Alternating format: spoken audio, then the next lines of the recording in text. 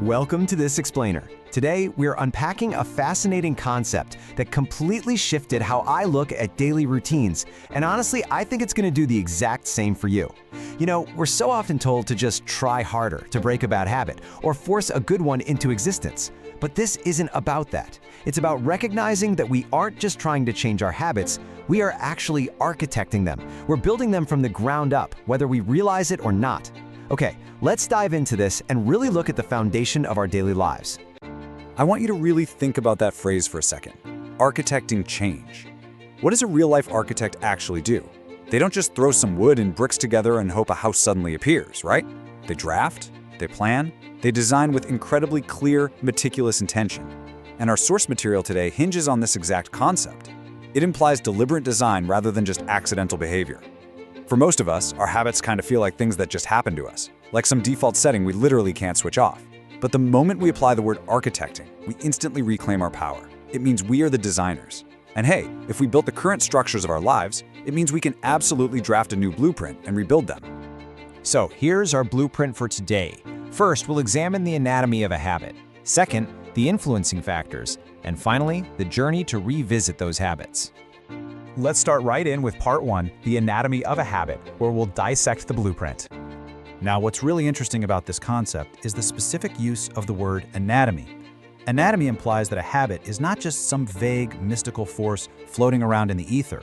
It's a structure. It has discoverable, literal components that work together to create a specific output. The source text tells us that we need to learn what makes up a habit. And that phrase, makes up, is absolutely vital. It means a habit is a composite. It's a machine made of distinct little gears, and if you can isolate those gears, you can finally understand how the whole machine runs. I want you to slow down for just a second and reflect on your own routines. Think about the very first thing you do when you wake up. Maybe it's blindly swatting your alarm and immediately doom scrolling social media in the dark. That action feels instantaneous, right? It feels like you didn't even decide to do it. But based on our text, that action is constructed. It's made up of invisible structural components. What's the trigger? The piercing sound of the alarm. What's the automatic action? Grabbing the phone. What's the hidden payoff? A tiny, immediate hit of dopamine to wake up your brain. Your job, as the architect of your own life, is to start identifying these invisible components. Because once you see the individual parts, the whole behavior stops looking so intimidating. Which brings us nicely to part 2, factors influencing habitual actions. Basically, the external and internal environment. So we have to ask ourselves, what actually drives our actions? Look, a building doesn't exist in a vacuum. It has to withstand wind, rain, changing temperatures, gravity. Habits are the exact same way. The factors mentioned in our source material are the critical, real-time pressures pushing and pulling on our habitual actions every single day. Are you driven by convenience? Are you driven by a stressful environment? Or maybe by the people you surround yourself with? Our module promises to reveal these factors influencing a habitual action. And let me tell you, they come at us fast. It could be a specific time of day when your energy slumps. It could be a heightened emotional state, like, say, anxiety before a massive meeting. Or, crucially, it could be the physical layout of your environment, like your kitchen. If the cookies are sitting right there on the counter, well, your environment is practically forcing that habit to fire. These forces dictate whether the habitual action fires off automatically or gets interrupted. It's literally a multitude of internal and external forces constantly pushing against the architecture of your routines. So the crucial point is this: we don't just act in isolation. Our actions are heavily influenced. And here is the absolute game-changing aha moment. If our habitual actions are subject to influencing factors, we actually hold a tremendous amount of leverage. If you want to change the habit, you don't necessarily have to attack the habit itself head-on. You don't have to rely entirely on willpower, which, let's face it, is exhausting. Sometimes you just have to change the influencing factors. You alter the environment, you change the inputs, and the habitual action naturally has to shift as a result. You don't always have to fight the urge to eat a cookie. Sometimes you just move the cookie jar into a locked cabinet. And finally, we arrive at part 3, the journey to revisit habits. Think of this as the renovation phase. Let's move forward and see how this builds our actionable plan.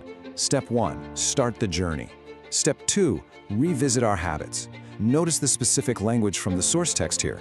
It doesn't say, instantly fix your entire life by tomorrow morning. No way. It calls this a journey to revisit our habits.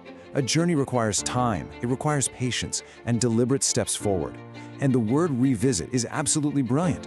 You aren't destroying your past self. You're simply walking back through the rooms of your life, examining the structures you previously built, and deciding what stays and what gets remodeled. It's an active, ongoing process. And this brilliantly illustrates the core transition. Notice the shift from a static habitual action, which is basically an unconscious loop playing on repeat without your permission, to the journey to revisit. This new phase is incredibly dynamic. It's active. It's you taking your hands off autopilot and deliberately grabbing the steering wheel. Moving from the automatic responses of our past to this conscious active renovation phase, well, that's the entire goal of architecting change.